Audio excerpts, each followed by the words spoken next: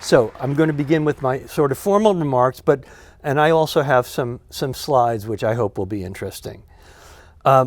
First of all, I want to thank Corey Convertito for inviting me, and as well with the Tennessee Williams Museum, I want to express my gratitude there as well. It's an honor to speak to you this evening in conjunction with Key West's annual Tennessee Williams birthday celebration. And as was mentioned, Tennessee will turn 114 on the 26th. And as you all know, I believe you all know, Key West was Tennessee's favorite spot. He first visited it in 1941, kept a house on Duncan Street, as was discussed, and even bought one nearby for his beloved sister, Rose, so she could remain close to him. He also indulged his passions here, from drinking to cruising to painting. And let's see if this actually works. Yeah, a picture of Tennessee Williams here in Key West painting.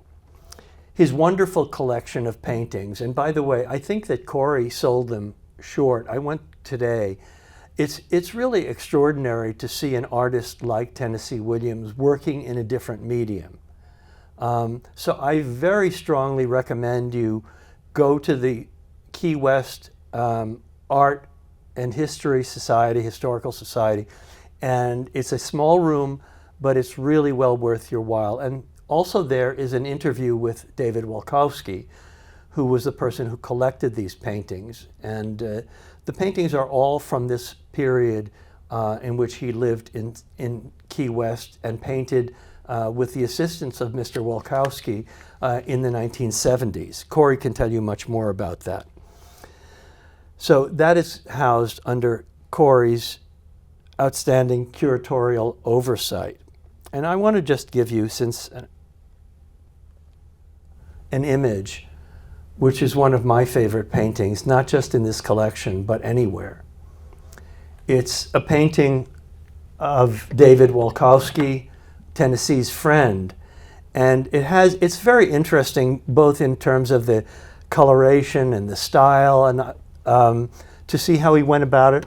Also, that he scrawled in French, which was his sort of habit to write in French on his paintings for some interesting reason. Maybe he thought being an artist was somehow French. But in fact, in one letter, he wrote to his mother when he started taking painting lessons in 1936. He said, "Maybe I'll come back to St. Louis wearing a beret." So that sort of little joke happened. But it's, as you can see, it says, "L'inconnu, c'est les yeux." Flo can correct my pronunciation on that. The unknown is in the eyes. And it's very interesting what he managed to do in this painting of his friend. And I was entranced by this painting. By the way, it's both uses color and line. Keep this in mind when we talk about Streetcar, even though this was done in 1981, long after Streetcar. But also, this painting contains a wonderfully hidden secret. On the back of the painting, he wrote a little inscription, which is, I find, extremely revealing. He says, "Dear David, you realize I wasn't painting the physical you, but a spirit visible to me. Love, Tennessee." And when we talk about that, this is going to come back up in my remarks about realism and expressionism. But the idea that the artist can distort certain things, based upon what he wants to emote or convey, is something that one can see in this painting of David and is spelled out beautifully, I think, in that little inscription. Back to Key West. In a tribute from 1973, Williams delivered high praise to the city as a, quote, haven for those who drop out of conventional society, unquote. And his short essay concludes with this playful note written to discourage unwanted tourists. Quote, now please don't hurry down here. The island is run out of coral rock extensions into the sea. Almost no one plays bridge, and there's almost nothing at all to do but drink or swim or, and it ends. You can complete the sentence for yourself. Tennessee loved the place so much that he saw it as a bridge to his final resting place. He wrote, I wish to be sewn up in a canvas sack and dropped overboard as close as possible to where Hart Crane was given by himself to the great mother of life, which is the sea. However, and some of you know this, we talked about this in the brief remarks before, his brother disobeyed his expressed wish and instead had him interred in the despised and, most importantly, landlocked city of St. Louis. He was buried at Calvary Cemetery, one of St. Louis's most traditional Catholic cemeteries. I think that perhaps his soul is still not completely at rest, for it must contend for all eternity with a city he disparagingly called Saint Pollution.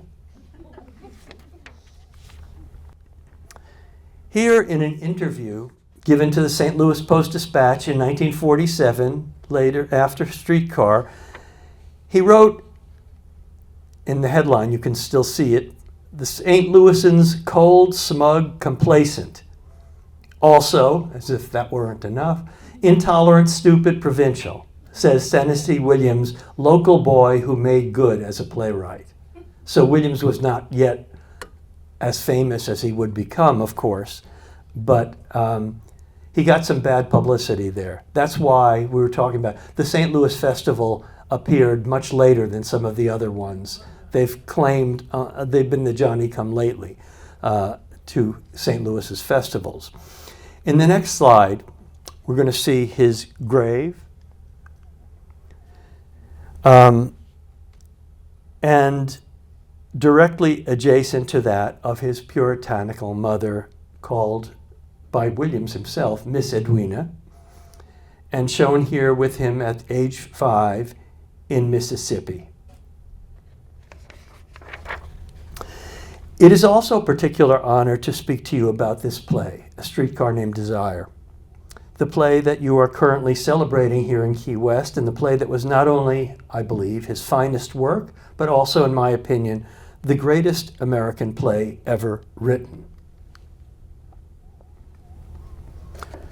While Streetcar is rightly considered his New Orleans play par excellence, Key West also had an indispensable role in its creation, and you may know this already, so forgive me if I'm repeating something that's obvious to you. But in his memoirs, Williams describes reading a first draft of the play to friends and discovering that it was not good. He said, the character of Blanche was too far out, you might even say out of sight. And as a result, he and his beloved grandfather drove all the way down to Key West to get a change of scene. And it was there in the 2-room suite at the top of the Hotel La Concha that, quote, he really began to get Streetcar into shape. It went, he said, like a house on fire. So it's not unfair to say that the birthplace of Streetcar Named Desire is not New Orleans, but Key West. That is a slide of the hotel. All right, I'm going to segue into the body of this talk. What makes a truly great work of art? Why are some works considered great at a particular period in history only to abruptly slide from our attention and appear dated or even outmoded a few years later? Why does a play like Shakespeare's King Lear seem as powerful and indispensable today as when it was written in 1609? If we watch a popular TV series like Succession about the machinations of the cutthroat Roy family, obviously Roy is a pun on king, many of us immediately think not only about the real-life Murdoch family on which the play was based, on which the TV show was based, of course, but also remember the original Rupert Murdoch, Shakespeare's Lear, an aging monarch whose decision to abdicate and divide his kingdom leads to chaos, anarchy, and disaster for those surrounding him. Decades into the future, people will continue to read and to watch, think and discuss A Streetcar Named Desire, a play written by the then 36-year-old playwright at the height of his artistic powers. Written in 1947, Streetcar ran for 825 performances on Broadway. It won a host of awards, I won't enumerate them, but including the first of his 3 Pulitzer Prizes, and was made into a great Oscar-winning film in 1951, which many of you just saw.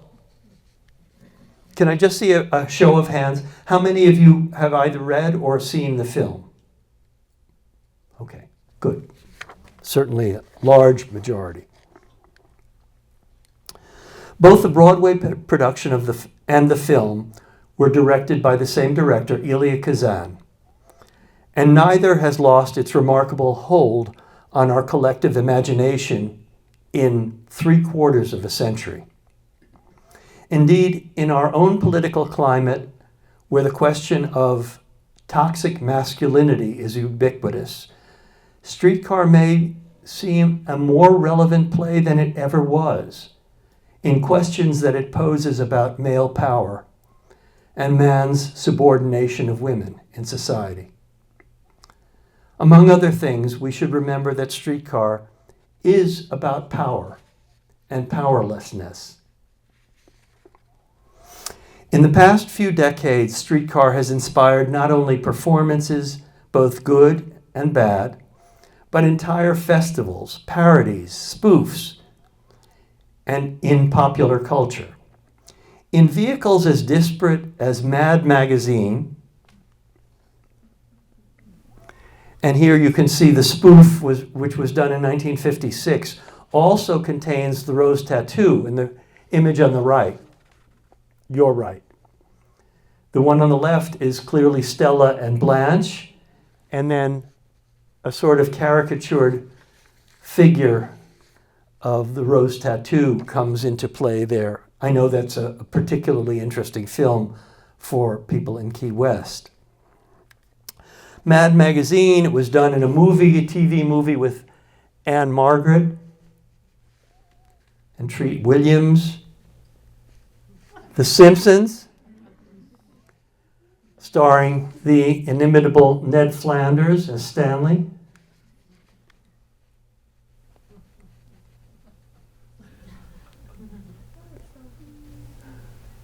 Seinfeld.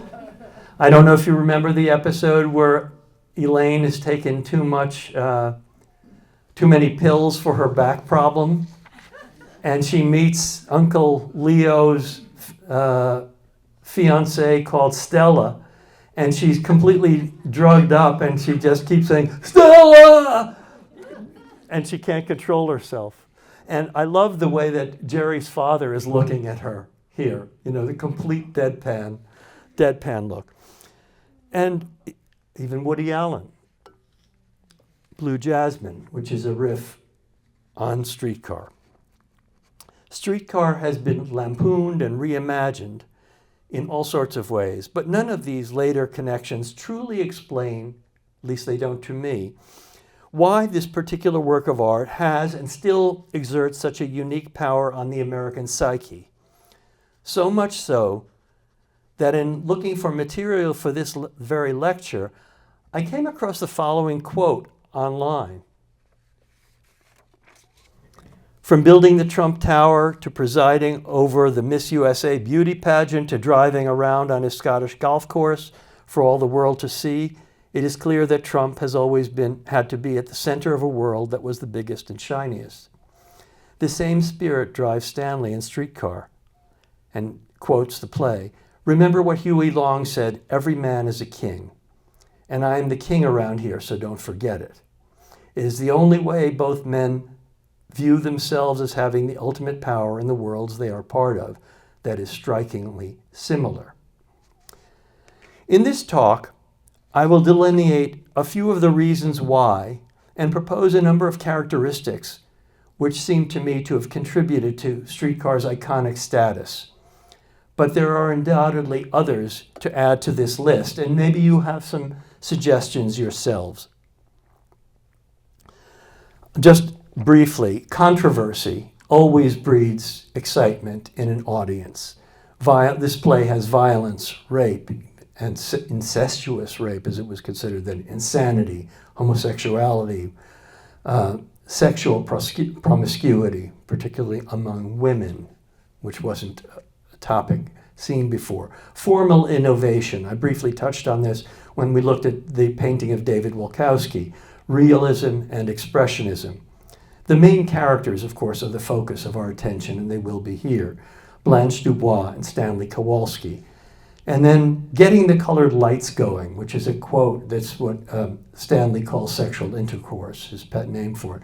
Brando's t-shirt and American masculinity. These are just a few. First, let's look at violence. It's obvious that Streetcar is a play filled with violence, insanity, rape, nymphomania, as it was then called, and homosexuality, all themes that would certainly have not been which have not been only shocking but taboo at the time that they were written. They were permitted on stage, but as we'll see in a moment, not in film. Williams' autobiographical breakthrough play, The Glass Menagerie, which I'm sure many of you are familiar with, was exceptionally lyrical and quiet. Now, he wrote many plays before Glass Menagerie, but very few of them are really well known. Glass Menagerie opened in Chicago in 1944 and went to Broadway in 1945. And then this was just to give you a sense of chronology. Williams was born in 1911. And with Glass Menagerie, his career really started to take off. And then 2 years later, he wrote this bombshell, A Streetcar Named Desire. But Glass Menagerie didn't prepare audiences for what they were about to see in Streetcar, not at all. Glass Menagerie, and those of you who know it, realize it's very lyrical, and it's a quiet play. It's about memory, most of all. But in his foreword to Sweet Bird of Youth, and I think you're going to see the film of Sweet Bird of Youth here. Sweet Bird of Youth was written in 1959, so some years later. Williams observed that Menagerie had been the exception to all his work up to now.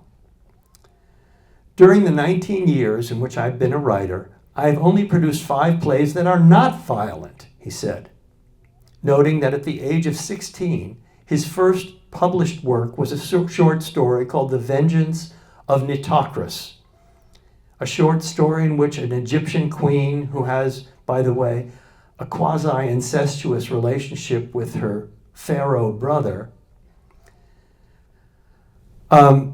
ends up, the brother is killed, and the queen, Nitocris, ends up locking all the men who have been responsible for the brother's death in a room, and then releases the waters of the Nile upon them. They all drown. Then before they can catch up with her, she immolates herself on a bed of coals.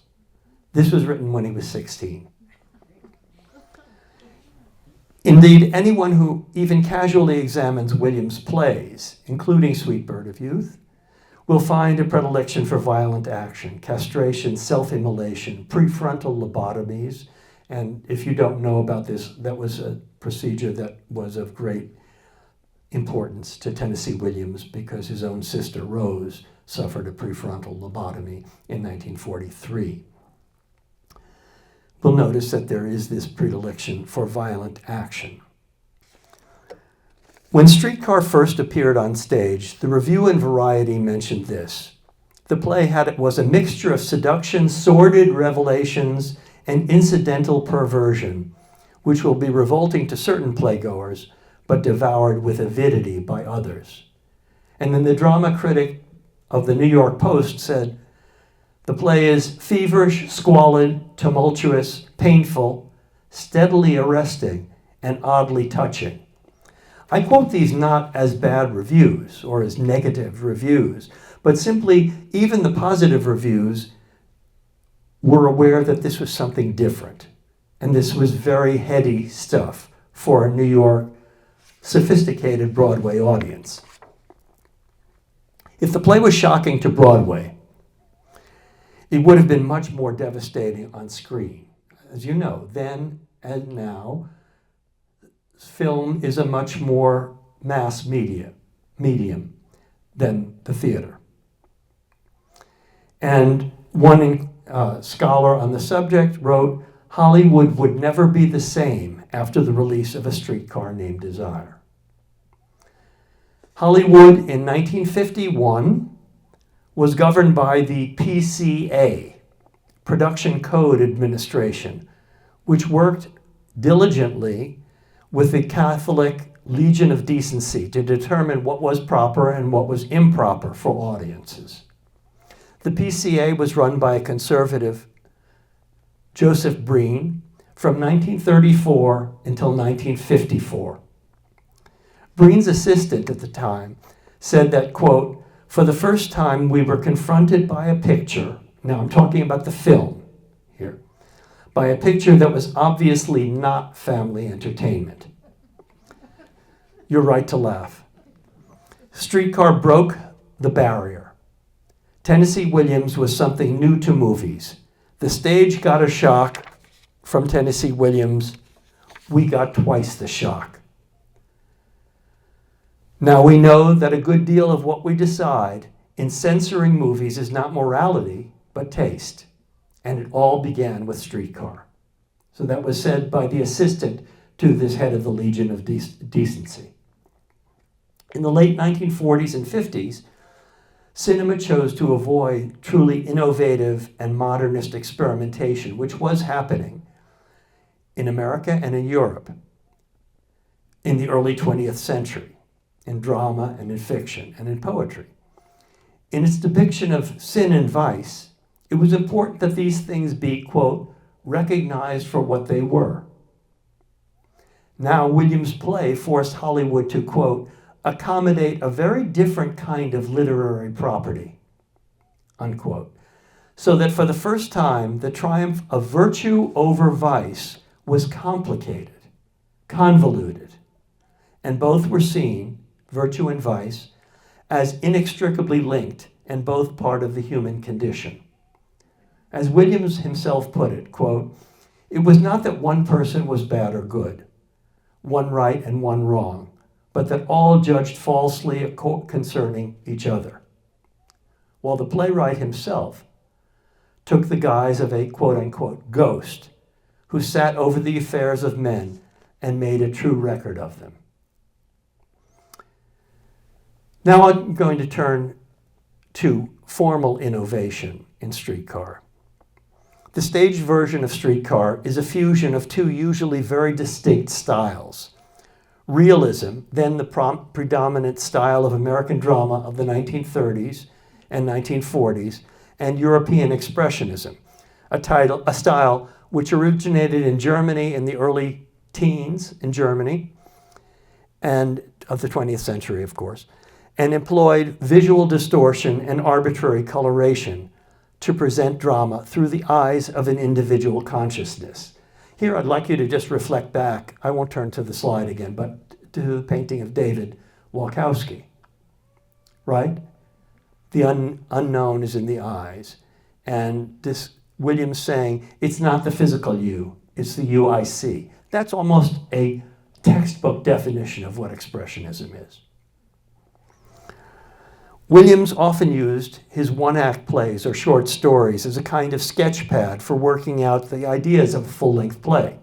And in 1945-46, he wrote a one-act that was called, and this is the title, Interior: Panic.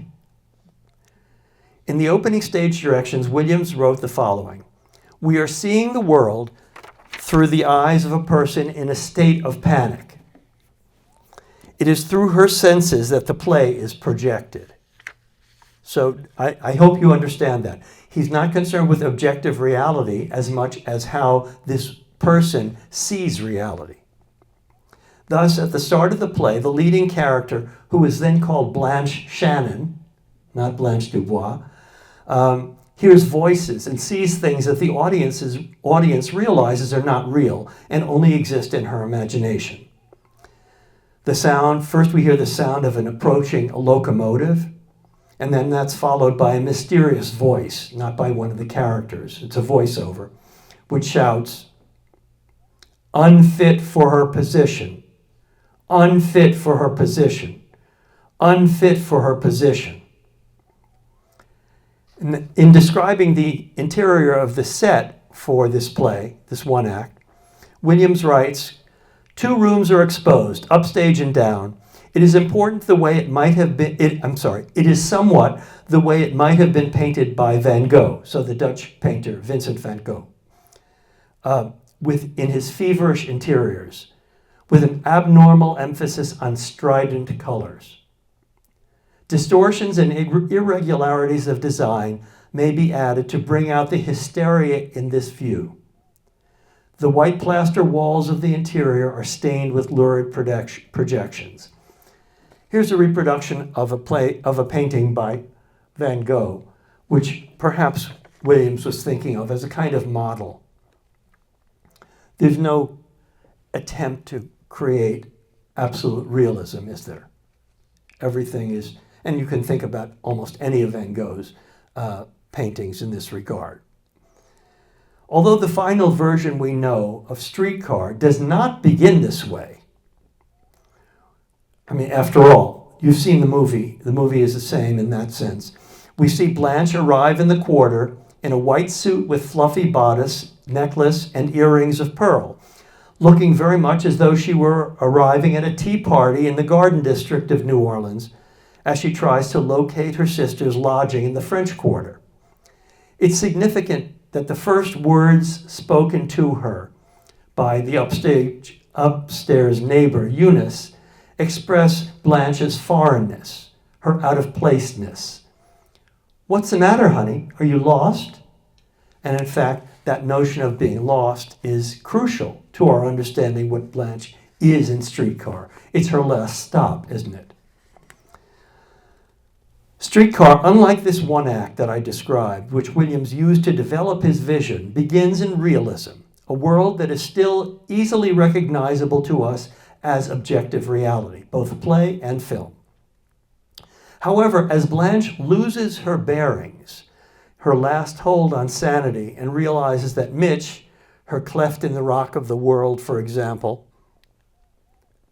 here's a softer, more touching scene, which you'll probably remember, between Carl Malden and Vivian Leigh. And when she finds out that he will not marry her, and that Stanley tells him about her promiscuous past as a school teacher, everything changes. In scene 10 of the play, Blanche descends into madness. And the stage directions reveal, quote, "Lurid reflections appear on the walls around Blanche.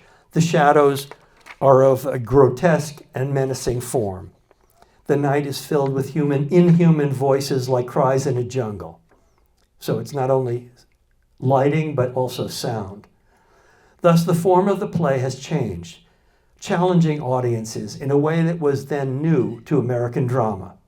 It segues from realism to expressionism, and fusing the two, a style that was still new to Broadway audiences in the 1940s, allows us to follow the play's heroine into madness through visual and oral distortion. This is a scene where Mitch holds Blanche's face up to the light and says, you know, you've never let yourself be seen in the clear light of day. It's interesting that lighting is very crucial. You know, I've been talking about color to some extent, and we're talking about a film that was made in black and white, but still the delicacy of the lighting is still very, very important. But it's even more important in terms of stage production to see the color. I showed this slide mainly because so that you could see the sense of lighting, how the lighting gradually changes in the last 3 scenes of the play. It becomes more and more non-realistic, more expressionistic. And that's the final scene of the play.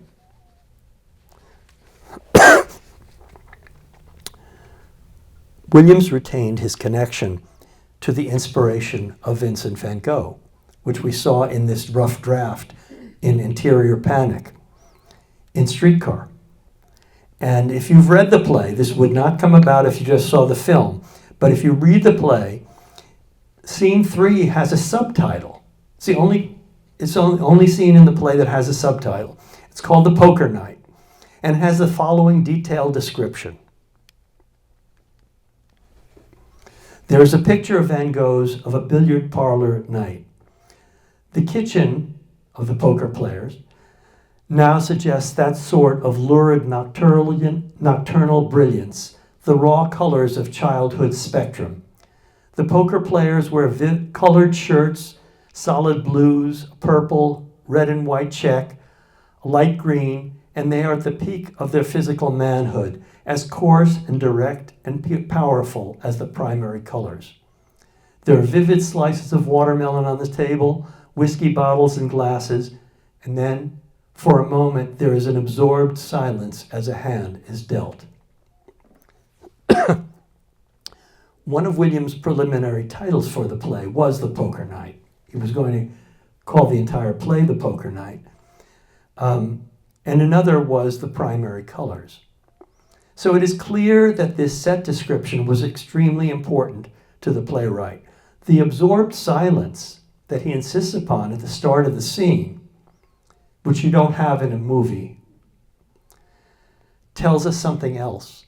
It ensures that the audience will view the stage not as an art of time, a temporal art, which the theater is, but as a spatial art. He demands that we take a moment to register the setting as a static object in space, like a painting. Now let's turn to the characters, which I think are the key to our enjoyment and the power of Streetcar. Streetcar possesses 2 of the most well-developed and iconic characters in all of dramatic literature. Blanche Dubois and Stanley Kowalski are pitted against one another as fatal antagonists in a kind of dance of death. Blanche, as her name suggests, is associated with white, in contrast to Blanche's moth, Stanley Kowalski is called a gaudy seed bearer. He sizes up women, this is a stage direction. He sizes up women at a glance with sexual classifications, crude images flashing into his mind. And it's interesting to note that even before a single word has been said on stage, Stanley's character is revealed to us. His entrance becomes a kind of sex joke. As he turns a corner with his friend Mitch, he takes a red package of meat from the butcher's and he tosses it up to Stanley. Hey there, Stella, baby. Stella, don't holler at me like that. Hi, Mitch. Stanley, catch.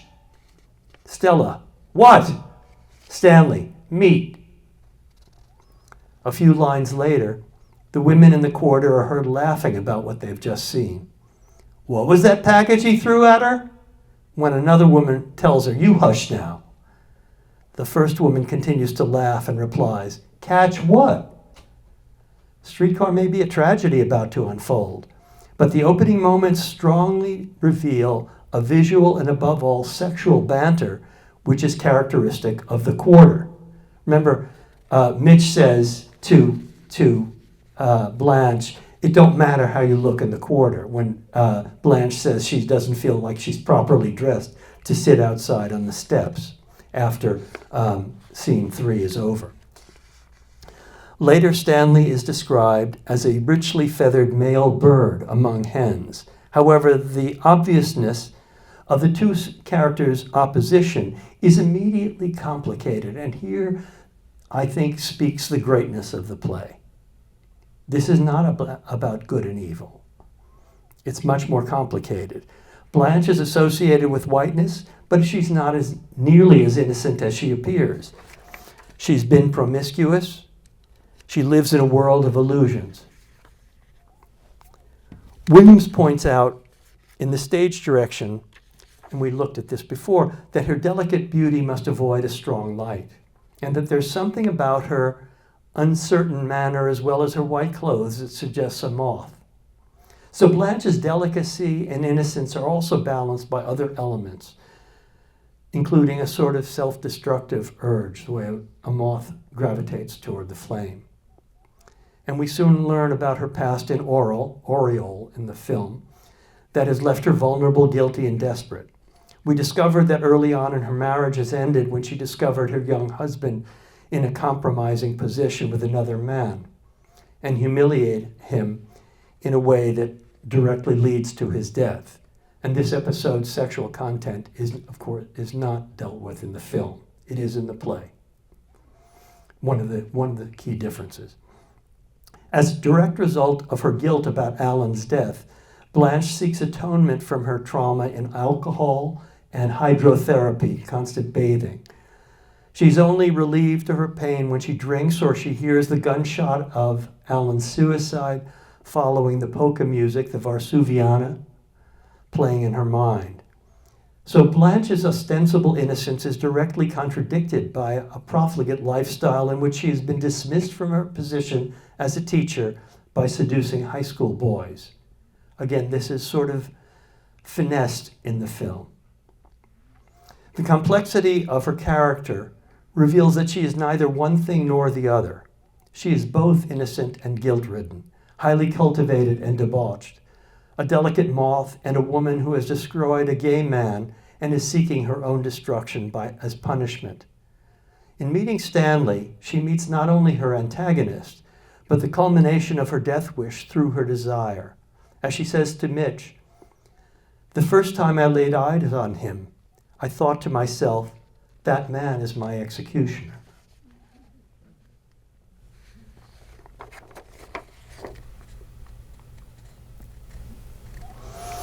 Blanche's character is a host of contradictions whereby she represents the decaying past symbolized by her and Stella's aristocratic mansion, Belle, beautiful dreams, and the family's epic fornications which have led to their extinction.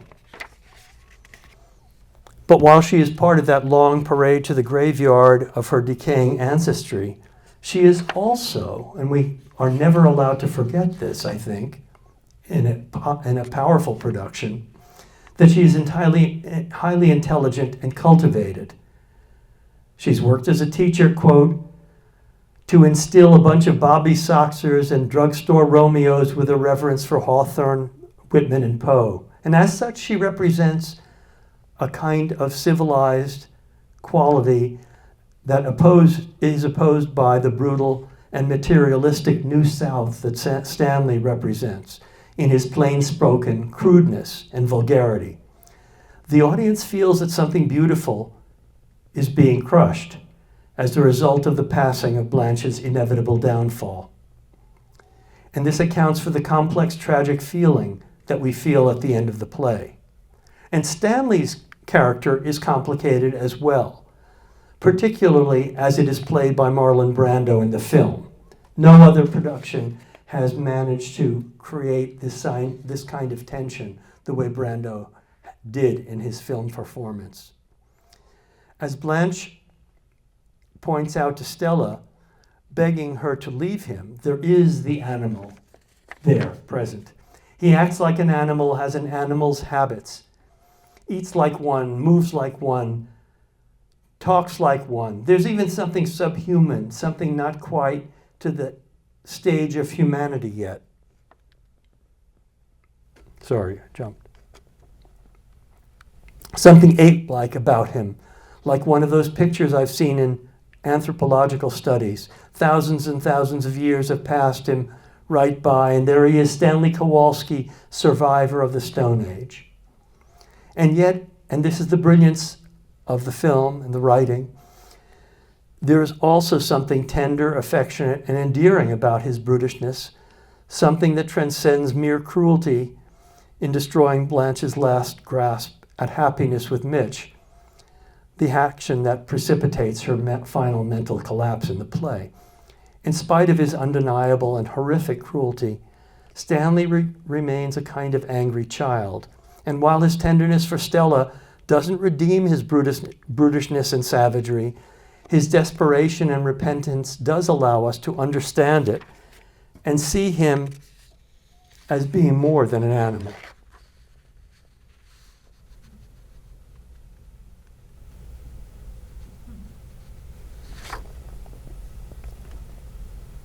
No, I jumped again. Perhaps the most lucid criticism of this play comes not from any of its many critics, but from the playwright. Elia Kazan was having trouble with the play, directing it, and so Williams wrote him a long letter, which became Kazan's key to understanding both play and film. And this is what he said. I think it's very interesting. There are no good or bad people. Some are a little better or a little worse, but all are activated more by misunderstanding than malice. A blindness to what is going on in each other's hearts. Stanley sees Blanche not as a desperate, driven creature backed into a last corner to make a desperate stand, but as a calculating bitch. Nobody sees anybody truly, but all through the flaws of their own ego. Blanche must finally have the understanding and compassion of the audience, he writes to Kazan. This without creating a black-dyed villain in Stanley.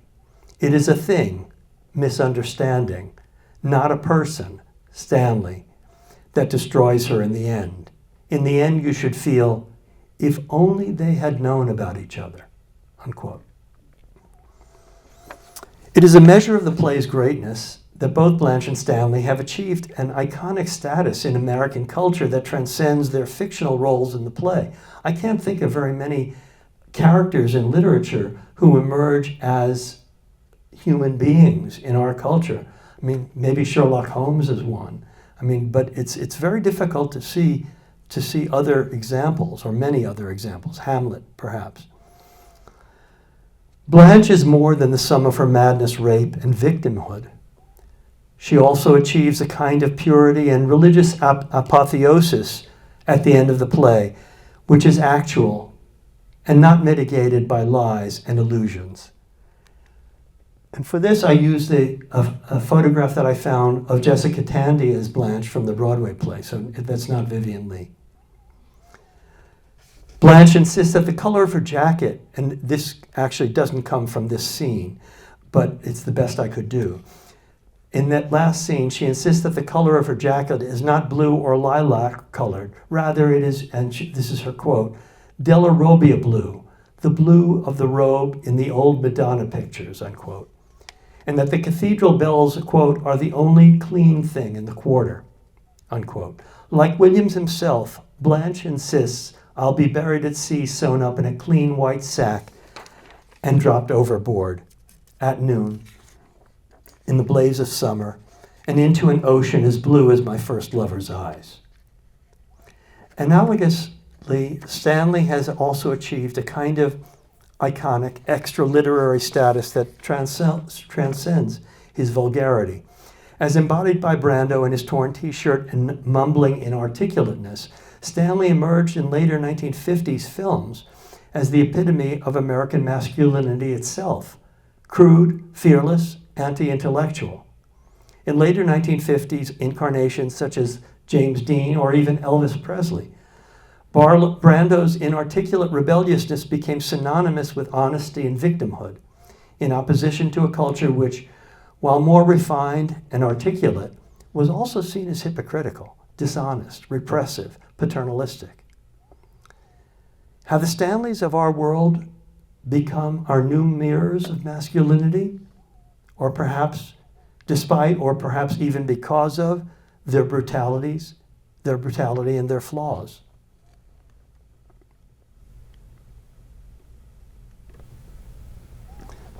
This is the famous shouting contest, which takes place in New Orleans. And does it take place here as well? No, they haven't done it here.